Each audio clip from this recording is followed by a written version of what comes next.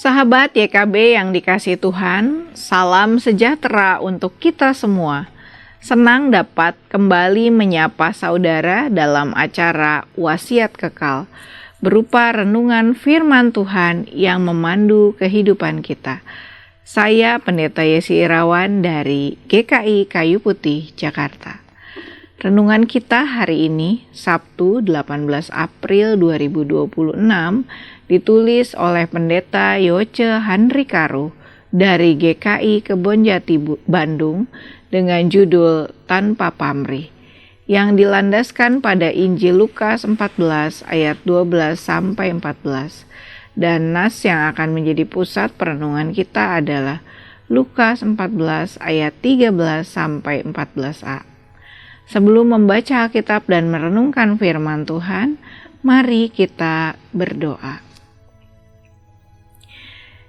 Bapa di dalam surga, kami datang kepadamu, kami mohon pertolongan Tuhan ketika kami akan merenungkan firman Tuhan.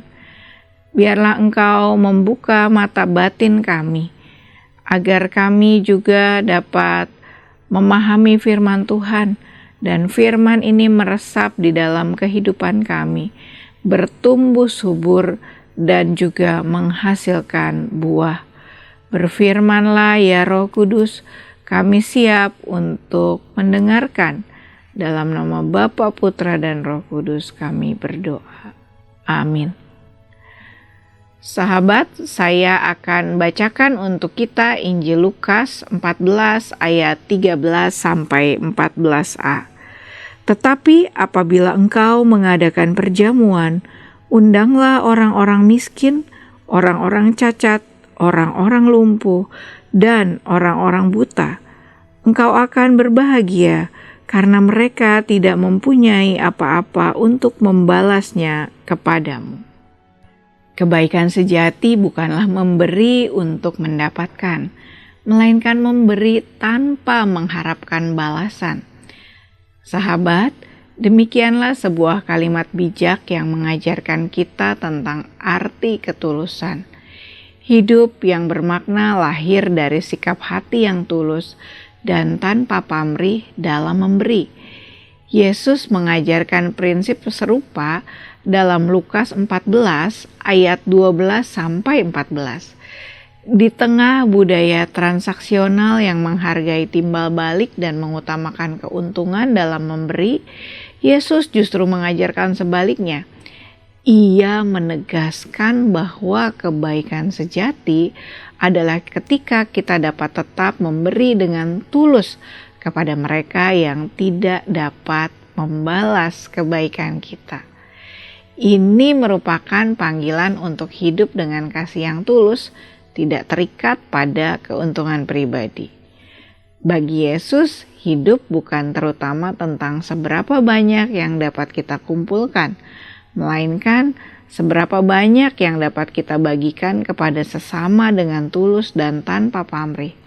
Nah, bagaimana dengan kita? Sahabat, mari kita mengevaluasi motivasi kita dalam memberi. Apakah kita melakukannya demi pengakuan, imbalan, atau karena sungguh mengasihi? Mari kita buka hati dan tangan untuk memberi, bukan karena ingin pamrih, melainkan karena ingin mencerminkan kasih Tuhan kepada sesama. Ketika kita memberi dengan hati yang tulus, kita tidak hanya menjadi saluran berkat bagi sesama, tetapi juga menyenangkan Tuhan. Mari kita berdoa. Tuhan, segala hal yang kami miliki adalah milik Engkau. Segala hal yang ada di dalam tangan kami adalah titipan Tuhan. Karena itu ya Tuhan, ajar kami untuk berbagi dengan tulus. Ajar kami untuk juga menolong sesama kami dengan sebuah kerendahan hati dan ketulusan, dengan keyakinan bahwa Engkau menghendaki demikian. Karena kami percaya ya Tuhan, ketika kami berbagi dengan tulus, nama Tuhan juga dimuliakan. Dan itu bukan hanya menyenangkan sesama kami, tetapi juga itu menyenangkan Tuhan. Terima kasih ya Tuhan untuk setiap berkat yang Engkau percayakan kepada kami. Dan kami percaya juga ya Tuhan, bahwa berkat ini akan terus Engkau pakai juga untuk dapat menolong sesama kami melalui kehadiran kami dan bantuan yang kami berikan. Terima kasih ya Tuhan untuk kasih setiamu, untuk pertolonganmu yang selalu ada di dalam hidup kami. Di dalam nama Tuhan Yesus kami berdoa. Amin. Sahabat, demikian renungan kita hari ini. Jangan lupa subscribe, like, dan bagikan kepada sahabat-sahabat kita yang lain. Tuhan memberkati.